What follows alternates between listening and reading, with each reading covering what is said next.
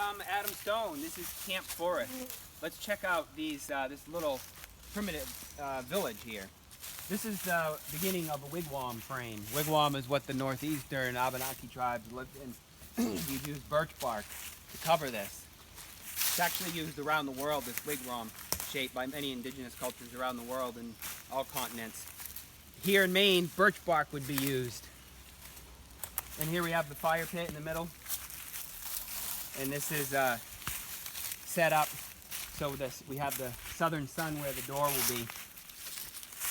Okay, this is a shelter that the kids have made at Camp Forest. This is one of the doors. And this has been here now for 2 years. It's been through 2 winters. The tarp had a little trouble, leaked a little bit over the winter. The debris shelter here was actually better than under the tarp. We found this deer skull out in the woods. You see how the mice eat the deer, the antlers. A lot of times you can't find them, they get all eaten up, but we found this one. And so let's go inside.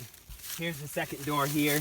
And here's Naya. She's gonna show us about this shelter. Here's the shelter. The little shelter. It comes in through here too. It's kind of, we haven't finished it yet, but it goes here and everywhere. And you see the little shelter. It's kind of not done yet. But this is the shelter that's inside. It goes 2 places. There's my dad. And there's the shelter. Yeah, and a lot of the kids have slept right in here.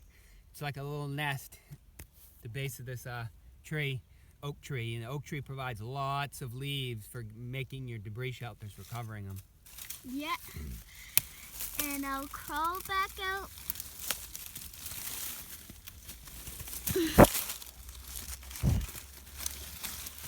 And there's the shelter. You can see the nice sticks on the door here and where you'd put the door.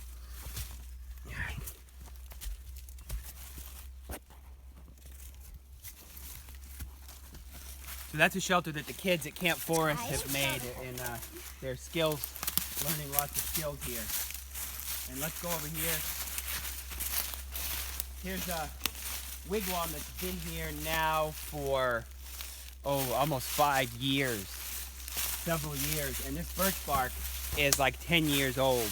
Like I was saying, birch bark, the natives here would make all of their houses, their canoes. Birch bark was a major resource in the area.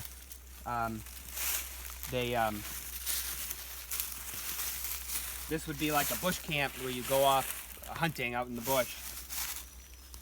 And if you can come look inside, you see this is built on a little rise here. So if you're sleeping here, no matter how hard it rains, there's not going to be water on the floor. Because on this side it's lower, on that side it's lower, and the whole water goes around here. And pretty nice.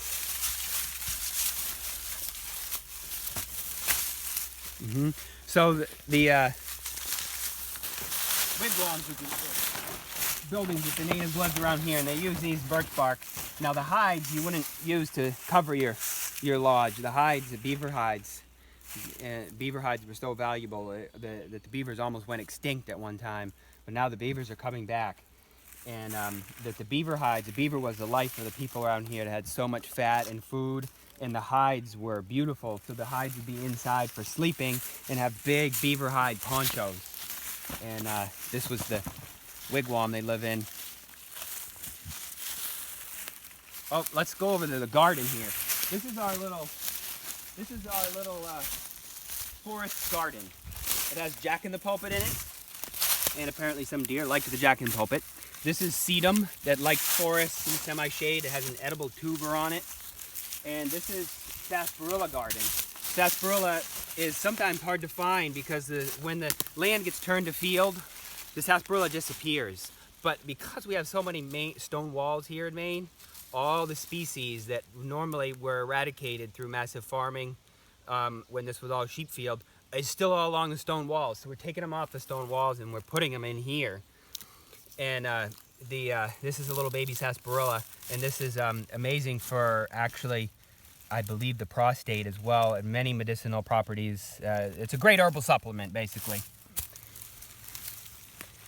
And this is a little forest garden. There's a wild hazelnut here, and we cleared out a few trees and get some light in here, but it'll just be shade-grown things in here.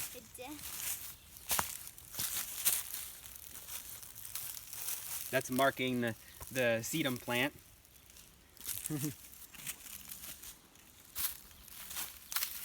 This is an example of how you could make a debris shelter. I leave this here and I always show people when you're going through the woods, you find something like this. Ooh, it's getting a little old. But if this was fresher, then it wouldn't break. But at this point, I wouldn't make a shelter out of it. But in other years when it was fresh, I would have. All the leaves, nice and small. This could save your life from hypothermia in the forest. And it's very hidden.